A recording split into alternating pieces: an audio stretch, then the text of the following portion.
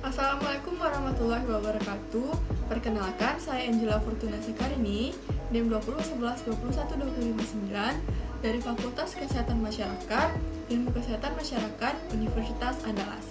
Kali ini saya akan mensosialisasikan tentang bayi berat lahir rendah atau disingkat dengan BBLR dengan dosen pengampu Ibu Suci Masyarah Nasution, SST, MKM. Saya akan mensosialisasikan tentang bayi berat lahir rendah atau BBLR kepada salah satu anggota keluarga saya, yaitu adik saya. Adapun materi yang akan saya bahas kali ini yaitu yang pertama ada pengertian bayi berat lahir rendah, yang kedua kondisi tubuh tidak normal pada bayi berat lahir rendah, yang ketiga kondisi bayi baru lahir normal, yang selanjutnya faktor penyebab dari bayi berat lahir rendah, selanjutnya penanganan dari bayi berat lahir rendah, yang terakhir ada saran sebagai saya sebagai mahasiswa kesehatan masyarakat. Kita sebagai wanita dan sebagai calon ibu, kita harus tahu itu apa definisi dari bayi berat lahir rendah (NISD) atau disingkat dengan BBLR. Menurut WHO, BBLR adalah bayi yang lahir dengan berat kurang dari 2.500 gram. Pengukuran dari BBLR dapat kita lakukan di tempat fasilitas seperti contohnya yang pertama ada rumah sakit, puskesmas, dan polindes. Bayi yang lahir di rumah dan waktu berat badan dapat dilakukan dalam rentang 24 jam. Bayi berat lahir rendah terjadi karena kehamilan yang prematur, bayi kecil masa kehamilan dan kombinasi keduanya. Kondisi tubuh tidak normal pada bayi berat lahir rendah terbagi atas dua. Yang pertama ada kondisi tubuh pada bayi yang kurang bulan, dan menurut Depkes RI 2008 ciri-cirinya meliputi kulitnya tipis dan mengkilat, tulang rawan telinganya yang sangat lunak, lanugo yang masih banyak ditemukan terutama pada bagian punggung, jaringan payudara yang belum terlihat, puting yang masih berupa titik. Pada bayi perempuan, labia minora belum menutupi labia minora. Pada laki-laki, skrotumnya belum banyak lipatan. Testis kadang belum turun. Rajah telapak kakinya kurang dari sepertiga bagian atau belum terbentuk. Kadang disertai dengan pernapasannya yang tidak teratur. Aktivitas dan fungsinya lemah, aktivitas dari fungsi organnya lemah.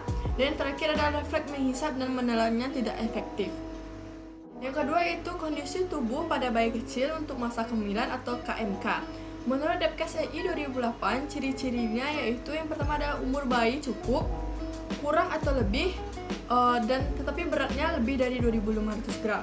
Gerakannya cukup aktif, teknisnya cukup kuat, kulitnya keriput, lemak bawah kulitnya tipis, payudara dan putingnya sesuai dalam masa kehamilan, dan pada bayi perempuan yang cukup bulan, labia minoranya menutupi labia minora. Pada laki-laki, testisnya sudah turun, dan rajah telapak kaki lebih dari sepertiga bagian, dan pada menghisapnya sudah cukup kuat. Nah, tadi saya sudah menjelaskan tentang kondisi tubuh pada bayi yang tidak normal atau bayi yang lahirnya secara tidak normal. Selanjutnya saya akan membahas pada kondisi bayi yang lahir dengan normal.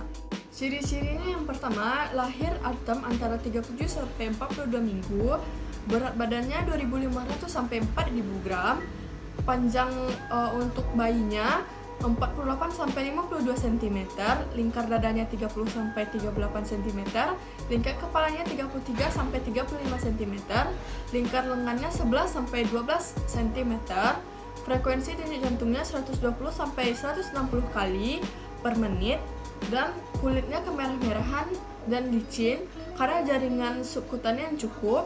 Selanjutnya rambut lanugo tidak terlihat dan rambut kepalanya biasanya telah sempurna. Selanjutnya kukunya agak panjang dan lemas. Nilai APGAR-nya lebih dari 7. Gerakannya aktif. Bayi langsung menangis kuat. Pada laki-laki, genitalianya sudah matang. Dan sedangkan genitalia pada perempuan sudah matang dengan vagina dan uterus yang berlubang. Labia minora menutupi labia minoranya. Refleks Prutting dan refleks Sucking sudah terbentuk dengan baik.